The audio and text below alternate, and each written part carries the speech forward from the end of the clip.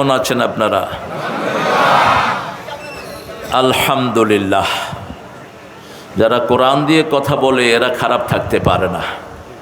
খারাপ থাকে কোরআন বিরোধীরা, খারাপ থাকে ইসলাম বিরোধীরা, খারাপ থাকে চোর ডাকাতরা, খারাপ থাকে হাইজাকাররা। কার কথা? ইন্নাল আবরারা লাফি নাঈম। নেককাররা সব সময় নিয়ামতের ভিতরে ডুবে থাকে। কার কথা? ওয়া ইন্নাল ফুজ্জারা লাফি জাহিম। জাহান্নামীরা, বিশেষ করে যারা বদকার, আমল গায়রে সালেহ, সারা জীবনে চুরি ছোচামি মিথ্যা কথা ছাড়া যাদের কিছুই নাই, তাদের দুনিয়াও শেষ, আখেরাতও। আমরা কোরআনের সাথে থাকতে রাজি আছি তো? রাজি আছি তো মুসলমান? হাত তুলে দেখা দেন কারা কারা রাজি আছেন।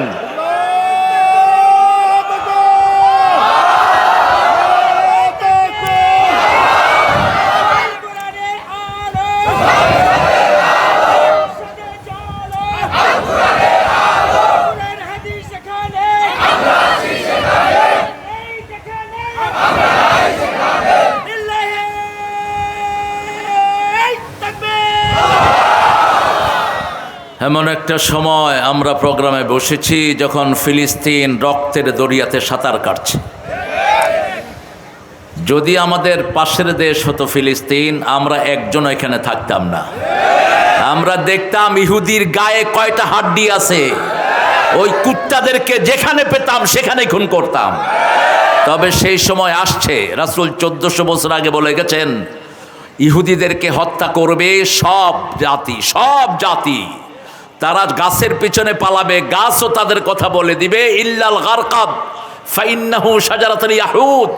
শুধু গারকাদ গাছ ছাড়া, যেই গারকাদ গাছকে কেটে রাসূল সাল্লাল্লাহু আলাইহি ওয়াসাল্লাম বাকিউল গারকাদে দাফিনু মাউতাকুম বিল গারকাদ, তোমরা তোমাদের মৃতদেরকে ওই গারকাদ গাছ কেটে মদিনায় দাফন করো। ওখানে ছিল ইহুদিদের গাছ। সেই থেকে তারা রাসূলকে সবচেয়ে বড় শত্রু হিসেবে গ্রহণ করেছে, আর গ্রহণ করেছে মুসলমানদেরকে। তবে সেই দিন বেশি দূরে নয় যেই দিন ইহুদিদেরকে প্রত্যেকটি মানুষ তালাশ করে করে খুন করবে। আজকে আমাদেরকে সিদ্ধান্ত নিতে হবে, ইহুদির বাচ্চাদের কোনো জিনিস আমরা ব্যবহার করব না।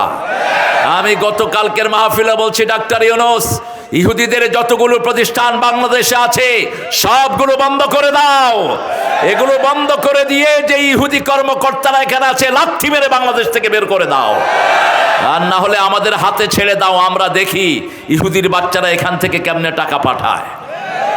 আল্লাহর প্রশংসা করে কথা শুরু করব। পড়েন সুবহানাকা আল্লাহুম্মা ওয়া বিহামদিক আল্লাহু আকবার কাবীরা আলহামদুলিল্লাহি কাসীরা সুবহানাল্লাহি বুকরাতাও ওয়া আসীলা সুবহানাল্লাহি ওয়া বিহামদিহি আদাদা খালকিহি ওয়া রিদা নাফসিহি ওয়া জিনাতা আরশিহি ওয়া মিদাদা কালিমাতিহি। দোয়াটা পারেন বোধহয় সবাই, না? তো পারেনও না, পড়েনও না, ব্যাপারটা কি আপনাদের? হ্যাঁ, এই দোয়ার চেয়ে শ্রেষ্ঠ আল্লাহর প্রশংসার দোয়া একটাও নাই। এই দোয়াটা একবার পড়বেন, কিয়ামত পর্যন্ত আমলনামায় সওয়াব লেখা হতে থাকবে। শুধু তাদের হবে না যারা বেনামাজি, তাদের হবে না যারা আল্লাহর দল করে না, তাদের হবে না যারা নিকটাত্মীয়র সম্পর্ক ছিন্ন করেছে, তাদের হবে না যারা মুশরিক। আল্লাহ আমাদেরকে দোয়াগুলো করার তৌফিক দান করেন। পড়েন লাকাল হামদ ইয়া রাব কামা ইয়ানবাগি লিজালালি ওয়াজহিক ওয়া আযীমি সুলতানিক। একটা সুন্দর আয়োজন ছেলেরা করেছে, আমি আলোচনা না রাখলেও হয়। আমার ওস্তাদ সমতুল্য, লক্ষ কোটি ইসলামী আন্দোলন কর্মীদের লিডার, আমরা যার মুখ নিশ্চিত অত্যন্ত বালিগ কথা আমরা শুনেছি, আমার অত্যন্ত সম্মানের, ভালোবাসার, আমি আব্বার পরে যাকে বেশি শ্রদ্ধা করি ইসলামী আন্দোলনে, অধ্যাপক, আমাদের প্রিয় ব্যক্তিত্ব মুজিবুর রহমান হাফিজাহুল্লাহ আজকে আপনাদের এখানে কথা বলেছেন। চাচার কথার পরে কোনো কথা বাকি থাকে না। তিনি কোনো কথা বাকি রাখেননি যেটা আমার বলা দরকার। তবে যেহেতু ডেকোরাম একটা চলতে হয়, সেজন্য সূরা আল ইমরান থেকে 10টা আয়াতের উপর আমি কথা বলবো। ইবনে মাসউদের সেই বর্ণনা, ইবনে মাসউদ রাদিয়াল্লাহু আনহু বলতেন রাসূল যখন কোথাও কোরআন থেকে তাফসির করতেন 10টা আয়াত নিতেন। কয়টা? 10টা আয়াত নিতেন। আমরা যেন নিতে পারি, আল্লাহ তৌফিক দান করুক। আরও আসতে বলি আমিন। আমিন তো অন্যদিকে না আসতে বলে, আপনারাও কি আসতে বলেন নাকি? হ্যাঁ, সারা দেশে তো মসজিদে মুসল্লি আসে করে বুঝাও যায় না, অথচ রাসূলের মসজিদে যখন সাহাবায়ে কেরাম আমিন বলতেন ইহতাজ্জাল মসজিদ কেঁপে উঠত, বহু দূর থেকে আমিনের আওয়াজ শোনা যেত। আর আমাদের মুসল্লিগুলিও মরা, ইমামগুলিও মরা, কাতার সোজা করে লেগে লেগে দাঁড়া। একটু জোরে বললে আবার চাকরি চলে যায় কি না? আরে মুরুক্ষরা, হাদিসগুলো পড়ে নিও। মেশকাত যেটা দরসে নেজামি মাদ্রাসায় বেশি পড়া, এই মেশকাতের ভিতরে হাদিসটা এসছে কিতাবুস সালাতে রাসূল একামতের পরে মুসল্লিদেরকে ঘুরে দাঁড়াতেন, দাঁড়িয়ে প্রথম বলতেন ইস্তাউ ইতাদিলু আকিমু সুফুফাকুম তারাসাউ আসাদুল খালাল ইয়ারহামুনি ওয়া ইয়ারহামুকুমুল্লাহ সাওয়ু সুফুফাকুম ফাইন্না তাসবিয়াতাস সুফুফ মিন তামামিস সালাত ওয়া মিন ইকামাতিস সালাত। দুটেই বলতেন। ওমর ফারুক লাঠি নিয়ে ঘুরতেন, যার কাতার বেঁকা হতো ঘাড়ে বাড়ি মারতেন। মসজিদের কাতার ঠিক না হওয়ার কারণে মুসলমানদের মধ্যে সম্পর্ক ঠিক নাই। রাসূল বলছেন যারা কাতার সোজা করে না এদের অন্তরগুলো বাকিয়ে দেন আল্লাহ। অন্তরগুলো কি করে দেন? বাকিয়ে দেন। আমার চাচা যান আমার থেকে আগেই বলেছেন তিনি একটু পরে চলে যাবেন। তিনি সারাক্ষণ থাকলে আমরা বরকত পেতাম, কিন্তু অনেক প্রোগ্রাম, কালকে সকাল থেকেই লাগাতার প্রোগ্রাম আছে, সেজন্য তিনি মাঝে চলে যাবেন। আপনারা দোয়া করবেন ওনার জন্য, আল্লাহ যেন এই সিটের সব নেক দায়িত্ব ওনাকে অর্পণ করেন। উনি কিন্তু চান না, আমরা চাই। ঠিকটা বা ঠিক? এর আগে এমপিগিরি তিনি করেছেন, এমপিগিরির স্বাদ তিনার নাই, কিন্তু জনগণ যেন ইনসাফ পায় সেই জন্যই তিনি এখানে এসেছেন, আলহামদুলিল্লাহ বলি। আর আপনাদের আগের এমপি সাহেব কোথায়? হ্যাঁ, উনি কেমন ছিলেন? জোরে কেমন ছিলেন? চোর। আরো জোরে ভাহ। আর মামুর বাটা জোরে কহ। কি ছিল? ডাকাত। ওই যে রাজশাহীতে যে একটা বড় বিল্ডিং বানিয়েছে সেটা গিয়ে দখল করবেন, সেটার নাম দিবেন তানোর বাসির হাউস। ঠিক আছে না? কারণ তানোরের পয়সা দিয়ে তো সেটা করেছে। এখানে ইন্ডিয়াকে জায়গাও করে দিয়েছে, এখানে পাওয়ার হাউস করেছে ইন্ডিয়া।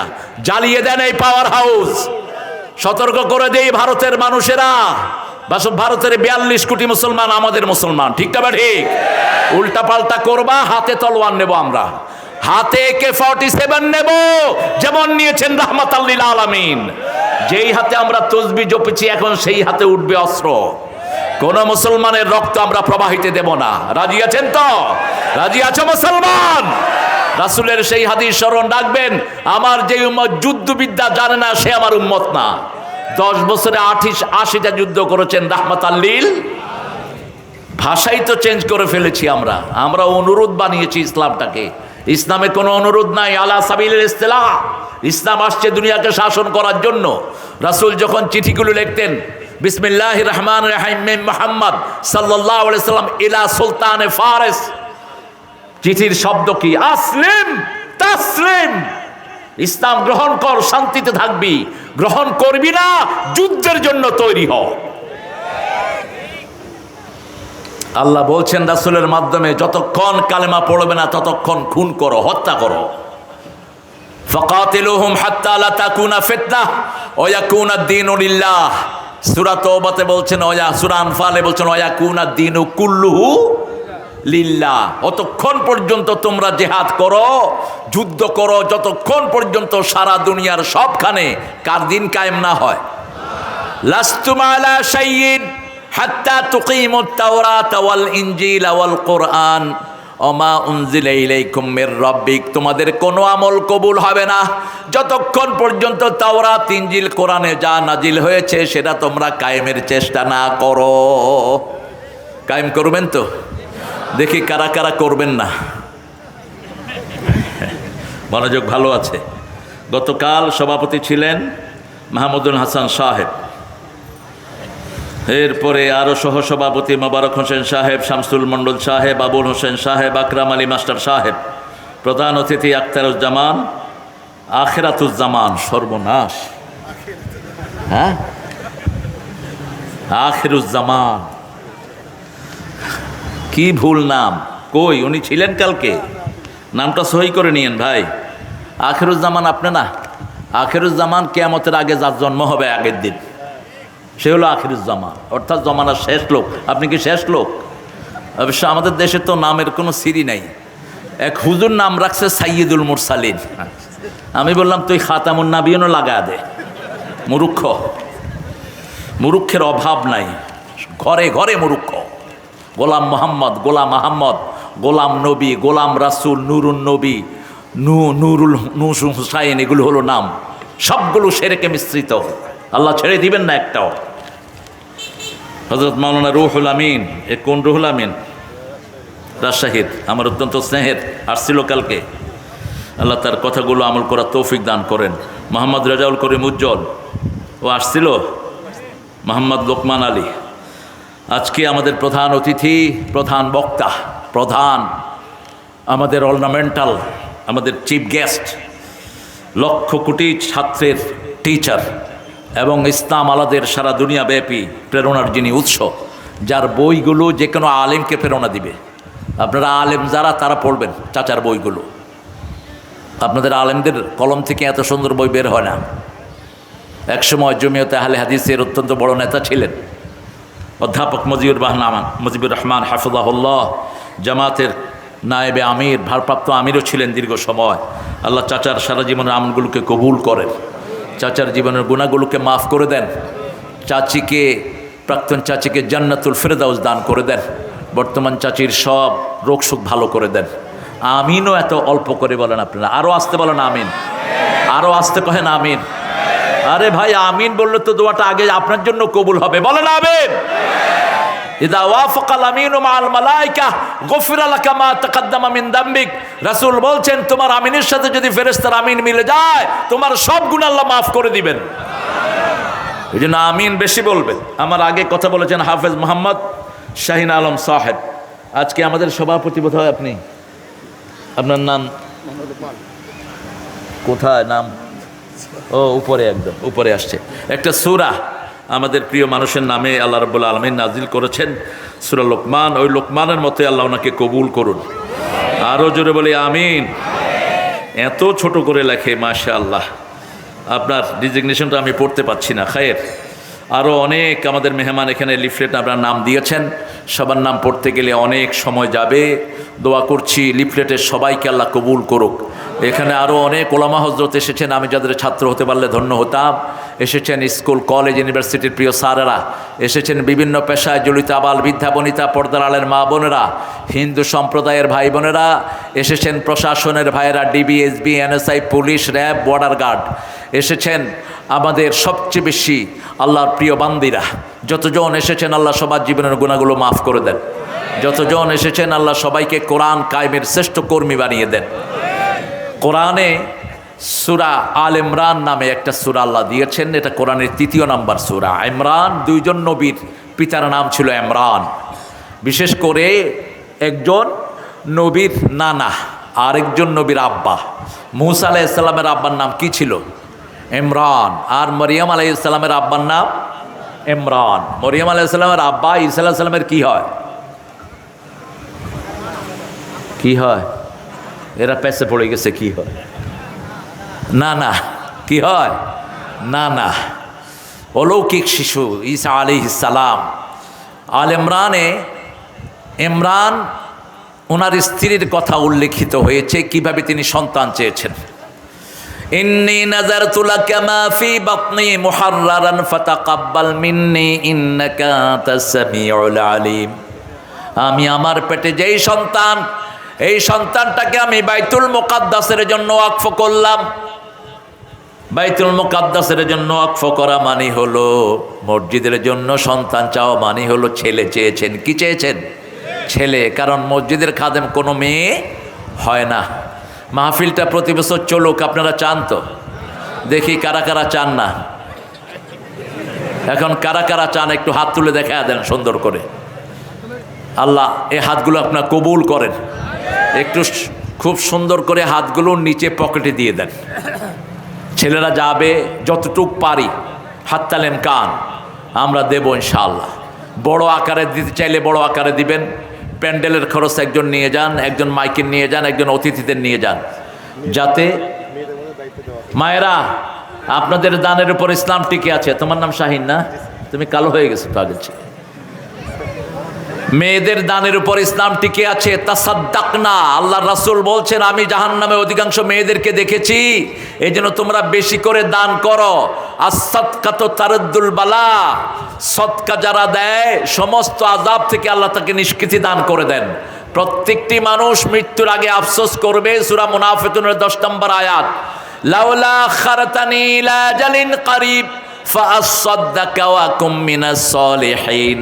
হে আল্লাহ একটু সুযোগ যদি দেন, মৃত্যুর আগে একটু সুযোগ দেন, যাতে দান করে আমি ভালো মানুষ হয়ে আসতে পারি। দান নাই, ভালো মানুষ নাই। আল্লাহ বলছেন মুনফিকান খালাফান মুমসিকান তালাফান, যারা দান করে তাদের ওই দানটা আল্লাহ নিজের সাথে সাথে 700 গুণ বাড়িয়ে দেন। আর যারা দান করে না এদেরকে আল্লাহ ধ্বংস করে দেন। কোরআনেও আল্লাহ রাব্বুল আলামিন বলেছেন যারা দান করে আল্লাহর সাথে সাথে ওদের দানের যে খালি জায়গাটা এটাকে আল্লাহ ফিল আপ করে দেন। আল্লাহ নিজে ওয়াদা দিয়েছেন সূরা বাকারায়, এক দানা দান করলে 700 গুণ এটাকে আল্লাহ বাড়িয়ে দিবেন। আল্লাযীনা ইউনফিকুনা ফী সাবিলিল্লাহ কামাসালি হাববাতিন আমবাতাত সাবআ সানাবিল ফি কুল্লি সুমবুলাতিন মিয়াতু হাব্বাহ ওয়াল্লাহু ইউদাইফু লিমান ইয়াশা ওয়াল্লাহু ওয়াসিউন আলীম। ওই দানের মতো দান হলো ওই বীজের মতো, একটা দানা থেকে 60টা ডালা বের হয়, প্রত্যেকটা ডালাতে 100টা করে দানা হয়। একটা দানা থেকে যেমন 700 দানা হয়, একটা কাজে আল্লাহর রাস্তায় দিবে 700 গুণ আল্লাহ তারে বাড়িয়ে দিবে। সূরা আল ইমরানে ফিরে আসি আমরা। যে কোনো সন্তান চাইবেন, যা কিছু চাইবেন কার কাছে? কার কাছে? আল্লাহর কাছে। জাতিসংঘের একটা রিপোর্ট, রাজশাহী বিভাগ বাংলাদেশের সবচেয়ে শান্তিপ্রিয় বিভাগ। সবচেয়ে বেশি শান্তি আছে রাজশাহী বিভাগে। আমি চিন্তা করলাম কেন, আমার বিচারে ধরা পড়েছে রাজশাহী বিভাগ শান্তির বিভাগ এই জন্য, এই বিভাগে শিরক কম, এই বিভাগে মাজার, কথা বলেন না কেন, মাজার পীর সাহেব কম। তাবিজ আছে তো? হ্যাঁ, তাবিজ আছে তো? তাবিজের ব্যবসায়ীও কম এখানে। এই জন্যই আপনারা শান্তিতে আছেন। আর এদের কথা ভাষা মিষ্টি হয়, কারণ এরা কি খায় বেশি? কি খায়? আরো জোরে কহেন। কি সুন্দর করে কথা বলে। চাপের লোকেরা বেশি সুন্দর করে কথা বলে। কে কহেছেন গো? আসসালামু আলাইকুম। আমি তালিব মাস্টার কহছি, হুজুর কহছে। আরো খুব সুন্দর সুন্দর এদের ডায়লগ আছে। মামুর বেটা কাকে লাড়তে কাকে লাড়িচ্ছ, এরকম সুন্দর সুন্দর কথাগুলো আপনারা জাতিকে উপহার দেন। আমরা আজকে সবচেয়ে সুন্দর বাণী, সবচেয়ে সুন্দর বাণী কোন বাণী? আল্লাহর বাণী। সন্তান চাইতে হবে কার কাছে? তিনি আল্লাহর কাছে কৌশলে ছেলে চাইলেন। আমাদের মায়েরও অধিকাংশ ছেলে চায়, কিন্তু ছেলে চাওয়া মেয়ে চাওয়া দুইটাই আল্লাহ রাব্বুল আলামিনের ডিকশনারিতে নাই। আপনি চাইবেন নেক সন্তান। ইব্রাহিম আলাইহিস সালামকে আগুনে নেওয়া হচ্ছে, তিনি সেখানে সূরা সাফফাতের ভিতরে আল্লাহ উল্লেখ করছেন। তিনি বলছেন আল্লাহ 80 বছর বয়স হয়ে গেল, এখন আব্বা ডাক শুনতে পারলাম না। হাবলি সলেহান, আমাকে একটা নেক সন্তান দান করেন। সাথে সাথে জিবরাইল আমিনকে পাঠিয়ে দিয়ে বললেন ফাবাশশারনাহু বিগুলামিন হালিম। চরম ধৈর্যের পরাকাষ্ঠা হালিম তোমাকে উপহার দিচ্ছি। এমন ধৈর্যশীল ছেলে, 11 বছর 9 বছর অথবা 13 বছরের শিশুকে বাবা বলছে ইন্নী আরা ফিল মানামি আন্নী আযবাহুক, আমি স্বপ্ন দেখেছি, I dreamed I am slaughtering you, আমি স্বপ্ন দেখেছি আমি তোমাকে জবাহ করছি। ছেলে বলছেন ফানজুর মাজা তারা সাতাজিদুনি ইনশাআল্লাহু মিনাস সাবিরিন। আব্বা যা আপনি দেখেছেন আপনি করেন, কার্যে পরিণত করেন, আপনি আমাকে ধৈর্যশীলদের মধ্যে পেয়ে যাবেন। আল্লাহু আকবার। আপনার ছেলেকে আপনি বলেন তো। আমি আমার ছেলেকে গিয়ে বলছিলাম, ছেলের বয়স বড়টার তখন 12 বছর, আমি স্বপ্ন দেখেছি আব্বা তোমাকে মারতেছি। সে আমার কয় তুমি একটা বাজে বাপ, তুমি স্বপ্ন দেখবা আমাকে টাকা দিচ্ছ, আমাকে গাড়ি কিনে দিচ্ছ, তুমি স্বপ্ন দেখবা আমার হাতে মোবাইল দিচ্ছ, তুমি কিসের স্বপ্ন দেখো আমারে কি লেগেছে। আর ইব্রাহিম আলাইহিস সালাম ওনার ছেলেকে বলছেন আমি স্বপ্ন দেখেছি তোমাকে কি করছি, কথা বলেন না কেন, আন্নী আযবাহুক, আমি তোমাকে জবাই করতেছি। ছেলে বললেন আব্বা আপনি যা দেখেছেন তা করেন, আপনি আমাকে সত্যবাদীদের মধ্যে ধৈর্যশীলদের মধ্যে পেয়ে যাবেন। কত ধৈর্যশীল ছিলেন তিনি। ইসহাক আলাইহিস সালামকে আল্লাহ বলছেন বেগোলামিন আলিম। ইব্রাহিম আলাইহিস সালামের 12 সন্তানের মধ্যে 2টি সন্তানকে আল্লাহ নবী করেছেন। কয়টি? 2টি সন্তানকে নবী করেছেন। একজন হলেন ইসহাক, আরেকজন হলেন ইসমাইল। ইসমাইলের বংশে এসেছেন রাহমাতাল লিল, আর ইসহাকের বংশে এসেছেন বনি ইসরাইলের সব নবী। বনি ইসরাইলের যত নবী সব ইসহাক আলাইহিস সালামের বংশে এসেছেন। এই জন্য যখন কেউ দুরূদ ইব্রাহিম পড়ে সমস্ত নবীদের উপরে দুরূদ চলে যায়। আর যখন আল্লাহুম্মা সাল্লি আলা মুহাম্মদ, আল্লাহুম্মা সাল্লি আলা, এটা যখন পড়েন তখন শুধু রাসূলের উপর দুরূদ যায়, অন্য কোনো নবী শামিল হয় না। কিন্তু যখন আপনি বলেন আল্লাহুম্মা সাল্লি আলা মুহাম্মদ ওয়া আলা আলে মুহাম্মদ কামা সাল্লাইতা আলা ইব্রাহিম ওয়া আলা আলে, সব নবীদের পর এক চোটে দুরূদ চলে যায়। সুবহানাল্লাহ। 1,26,000 একটা বর্ণনা এসেছে পয়গাম্বর, কিন্তু এটাকে অনেকে জয়ীব বলেছেন। তবে আল্লাহর কথা হলো মা মিন কওমিন ইল্লা ইউরসালু ইলাইহি হাদ, এমন কোন জাতি নাই যার কাছে আমি নবী পাঠাই নাই, রাসূল পাঠাই নাই। সুবহানাল্লাহ। লাকাদ বাআসনা ফি কুল্লি উম্মাতির রাসূলা আন ইবুদুল্লাহ ওয়াজতানিবুত তাগুত। সূরা নাহাল। আল্লাহ বলছেন এমন কোন জাতি নাই যার কাছে আমি রাসূল পাঠাই নাই। আমি সকল জাতিকে একটা নির্দেশ দিয়েছি, ইবাদত করতে হবে কার? রাজনীতিতে যারা আল্লাহর দল করে না ওরা রাজনীতিতে ইবাদত করে না, ঠিক তবে ঠিক। যারা ইসলাম করে না তাদের কোনো আমল কবুল হবে না। কার কথা? সূরা আল ইমরানের 85-তে আল্লাহ বলছেন আমাইয়াবতাগি গায়রাল ইসলামি দীনান ফালাই ইউকবালা মিন আহুয়া ফিল আখিরাতি মিনাল খাসিরিন। কোন ব্যক্তি বা জনগোষ্ঠী যদি ইসলাম ছাড়া অন্য কোনো জিনিস মেনে নেয় তার দুনিয়াও শেষ, আখিরাতও। এই ক্ষতি থেকে বাঁচার জন্য একটা সূরা আল্লাহ দান করলেন, ওয়াল আসর ইন্নাল ইনসানা লাফি খুসর ইল্লাল্লাযীনা আমানু ওয়া আমিলুস সলিহাতি ওয়া তাওয়াসাউ বিল হাক্কি ওয়া তাওয়াসাউ বিস।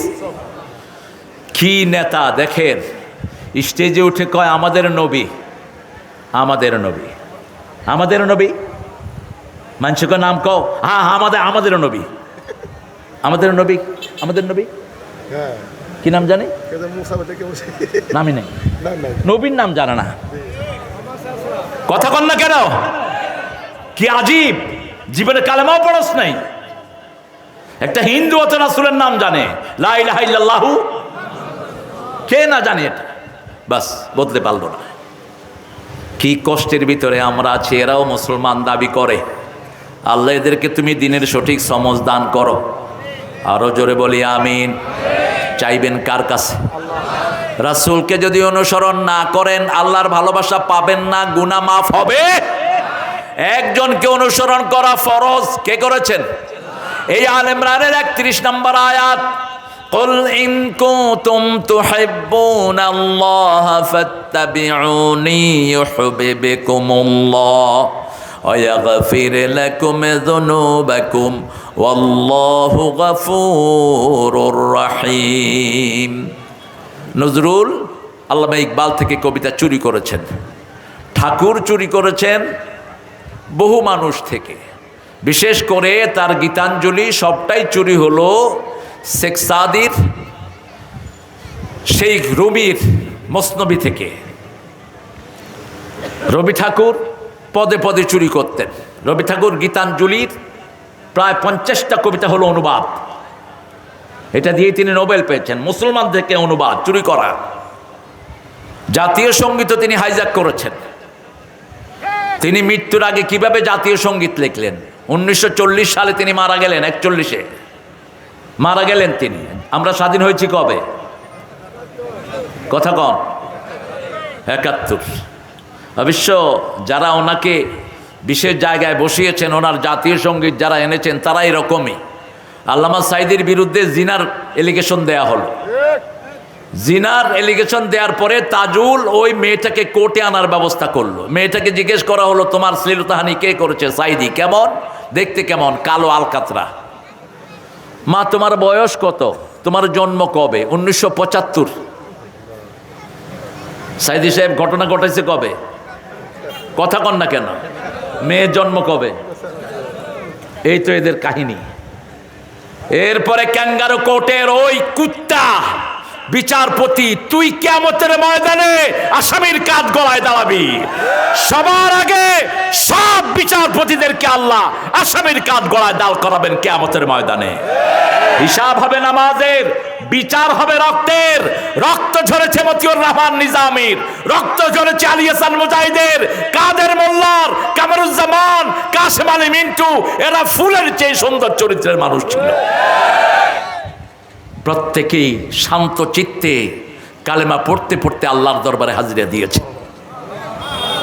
প্রত্যেককেই যখন ফাঁসির ঘোষণা দেয়া হয় আব্দুল কাদের মোল্লা রাহমাহুল্লাহকে, মুচকি হাসি দিয়ে বলছে আলহামদুলিল্লাহ। জল্লাদেরা বলছে, স্যার ফাঁসির ঘোষণার পরে হাসছে কেউ এই প্রথম দেখলাম। বলছে এই সময়টার জন্য গত 50 বছর ধরে আল্লাহর কাছে মুনাজাত করছি। ওযু করলেন, নামাজ পড়লেন, সুন্দর শান্ত চিত্তে ফাঁসির দড়ির দিকে যাচ্ছেন। জল্লাদেরা হাত ধরল, বলছে হাত ছেড়ে দাও। ওটা ফাঁসির দড়ি নয়, ওটা জান্নাতের সিঁড়ি। সিঁড়িতে বসে বিবিকে চিঠি লিখেছেন, আমি 5 বছর মোল্লা চাচার সাথে একই বাসায় ছিলাম, একই ছাদের নিচে। উনি 4 তলায়, আমি 3 তলায়। আমি দেখেছি কাছ থেকে এই প্রত্যেক লিডারকে। জীবনে কখনো জোরে শাউট করে কাউকে কথাও বলেননি তিনি, কোনো জায়গায় সেকেন্ড হন নেই জীবনে। কাদের মোল্লা রাহমাহুল্লাহ ফাঁসিতে ওঠার আগে বিবিকে 2 কলম লিখলেন, পেয়ারি দেখা হবে জান্নাতের সিঁড়িতে। কতটা নিশ্চিন্ত, কতটা মুতমাইন। ফাঁসির কাস্টে গলা দিয়ে দিলেন, জবানের মধ্যে জিকির চলছে, লা ইলাহা লা ইলাহা লা ইলাহা ইল্লাল্লাহু মুহাম্মাদুর রাসূলুল্লাহ সাল্লাল্লাহু। আল্লামা ইকবাল থেকে নজরুল কবিতা নিয়েছেন, আল্লাহকে যে পাইতে চায় হযরতকে ভালোবেসে, আল্লাহকে যে পাইতে চায় আরশ কুরসি লৌহ কালাম না চাহিতে পেয়েছে সে। এই যে আরশ কুরসি লৌহ কলম, এগুলো আল্লামা ইকবালের শব্দ। কে মোহাম্মদ সে ফাতুনে ये दुनिया चीज है, ये दुनिया चीज है, লৌহ কলম তেরে হে। কেউ যদি মুহাম্মদের সাথে সম্পর্ক করে, দুনিয়াটা সামান্য জিনিস, লৌহ কলম আল্লাহ তাকে উপহার দান করে দিবেন। সেই নজরুল আমাদের এই সূরা আল ইমরানের এই আয়াতটাও তিনি নিয়েছেন। আল্লাহকে যে পাইতে চায় হযরতকে ভালোবেসে, কুল ইন কুনতুম তুহিব্বুন আল্লাহ, তোমরা যদি আল্লাহকে ভালোবাসতে চাও। আল্লাহকে ভালোবাসেন তো আপনারা? দেখি কে কে ভালোবাসেন না, দেখি। সবাই ভালোবাসেন। হিন্দুকে জিজ্ঞেস করেন কাকে ভালোবাসো? ভগবানকে আমি ভালোবাসি। খ্রিস্টানকে জিজ্ঞেস করেন কাকে তুমি whom do you love? I love God. আপনি বৌদ্ধদেরকে জিজ্ঞেস করেন मैं तो ईश्वर को प्यार करता हूं। কিন্তু আপনি কেমনে আল্লাহরে ভালোবাসবেন? ভালোবাসার জন্য দেখা শর্ত। এই জন্য আল্লাহ কোথাও বলেন না আমাকে ভালোবাসো, কোথাও না। বরং আল্লাহ বলছেন আমার জন্য ভালোবাসো। আল্লাযীনা আমানু আশাদ্দু হুব্বান লিল্লাহ, যারা ঈমান এনেছে সবচেয়ে ভালোবাসবে কার জন্য? আল্লাহর জন্য। আল্লাহকে না, আল্লাহর জন্য। কার জন্য? আল্লাহর জন্য। নামাজ পড়ে কার ভালোবাসার জন্য? যাকাত দেয় কার ভালোবাসার জন্য? হজ করে কার ভালোবাসার জন্য? আল্লাহর ভালোবাসার জন্য। আল্লাহ বললেন নবীকে মানো, আমি নিজে তোমাকে ভালোবাসবো। ভালোবাসাটা ঘুরিয়ে দিলেন, কারণ 24 ঘন্টা আমাদেরকে দেখেন কে? রাসূল সাল্লাল্লাহু আলাইহি ওয়াসাল্লামকে জিজ্ঞেস করা হলো মাল ইহসান, ইহসান কি? হাদিসে জিবরাইল রাসূল বলেন আন তা'বুদাল্লাহা কান্নাকা তারাহু ফাইন লাম তাকুন তারাহু ফাইন্নাহু ইয়ারাক। When you worshiping Almighty, seems you are seeing Him. If you don't see Him, He is seeing you all the time. That is ihsan. যখন ihsaনের প্রশ্ন করা হলো, তিনি বললেন তুমি যখন আল্লাহর ইবাদত করবা, তোমার ধারণা হবে যেন তুমি আল্লাহকে দেখছো। আল্লাহকে? আমরা আল্লাহকে না দেখলেও আমাদেরকে দেখছেন কে? 24 ঘন্টা আমাদেরকে পাহারা দেন কে? রোজার সময় গড়গড়া করি নাই, কারণ গলার ভিতরেও দেখেন কে?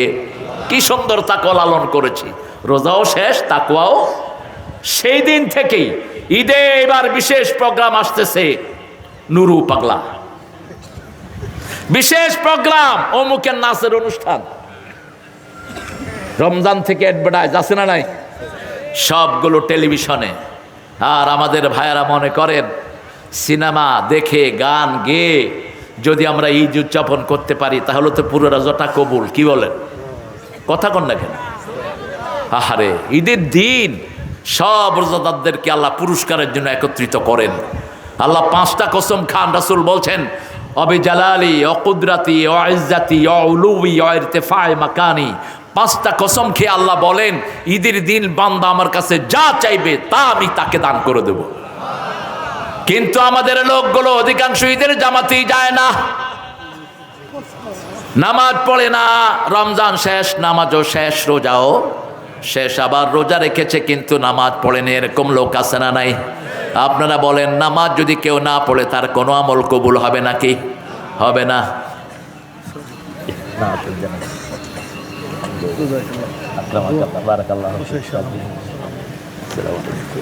আচ্ছা যাও। আপনি উঠলেন কেন? এই